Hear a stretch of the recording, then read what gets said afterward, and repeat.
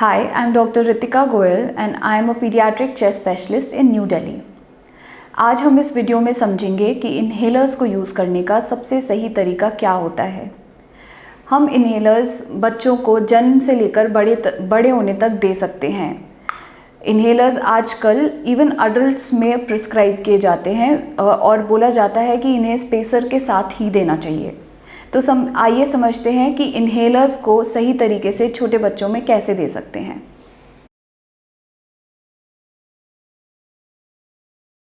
हम स्टार्ट करते हैं छोटे इन्फेंट्स और प्री स्कूलर्स के साथ, मतलब बर्थ से लेके कुछ 3-4 साल के बच्चों के को जब हमें इन्हेलर देना होता है तो ये होता है एक इन्हेलर और ये होता है एक स्पेसर। इस स्पेसर को हम VHC या वाल्व होल्डिंग चेम्बर भी कहते हैं। ये इस तरह का एक पतला प्लास्टिक ट्यूब होता है, उसके एंड में एक पीले रंग का ऐसा वाल्व होता है और छोटे बच्चों में जो अपनी सांस रोक नहीं सकते हैं उनमें हम मास्क के साथ देते हैं। सो हम क्या करते हैं कि हम एक इन्हेलर को अच्छे से शेक करेंगे, पहले उसका कैप हटाएंगे और उसको इस साइड पे इस तरह से अटैच करेंगे, ठीक है। फिर we have to make sure कि जो बच्चा है वो सीधा बैठा है एंड कोऑपरेटिव है। एक रोते हुए बच्चे में दवाई देने का फ़ायदा नहीं होता है क्योंकि सारी दवाई हवा में चली जाती है, उसके लंग्स तक नहीं पहुंचती है। So we have to make sure that the child is quite, cooperative. Sitting position is the best position to give the medicine. हम इस इन्हेलर को स्पेसर के साथ अटैच करके इस मास्क को बच्चे के फेस पे इस तरह लगाएंगे सो दैट उसकी नोज़ और उसकी चिन कवर्ड है।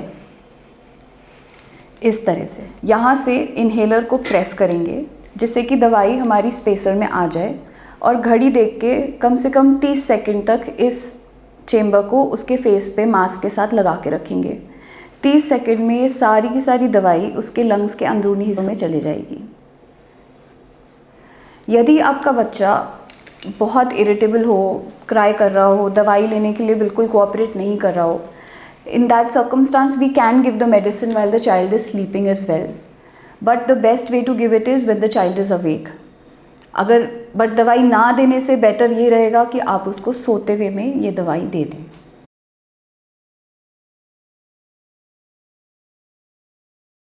When we use the spacer with the mask, some amount of medicine is lost in the mask.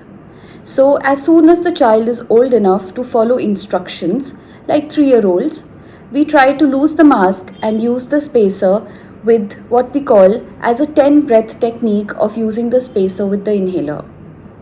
In this technique, we take the spacer and we attach the inhaler on the inhaler end.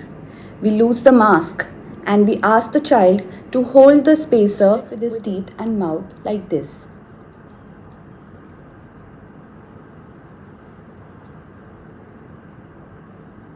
We make sure that there's a complete seal at the mouthpiece and there is no leakage. Then after that, we accentuate the inhaler once and we ask the child to take 10 deep and long breaths.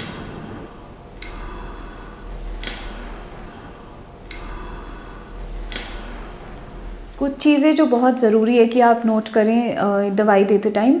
एक, inhaler को shake करना ना भूलें, shake करना बहुत ज़रूरी है।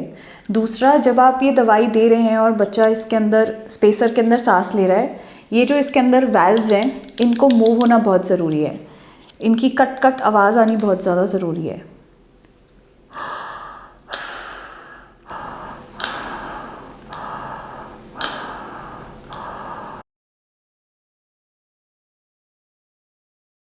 And now we come to even older kids, 6-year plus, 7-year plus kids who can understand instructions and who are able to hold their breath. That is very important.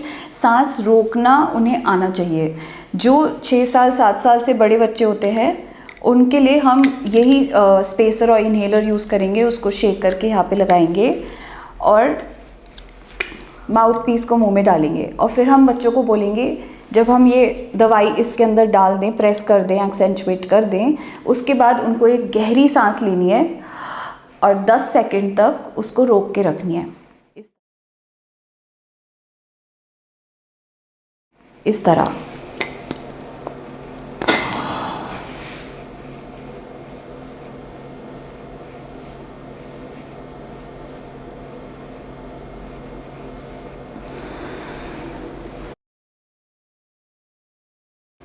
10 second सांस रोकने के बाद वो अपनी सांस छोड़ सकते हैं और दैट्स इट, ये इनहेलर आप वापस पैक करके रख सकते हैं. So this is a very simple, convenient, less time consuming way of giving medications, and it is the most effective way of giving inhaled medications in any age group.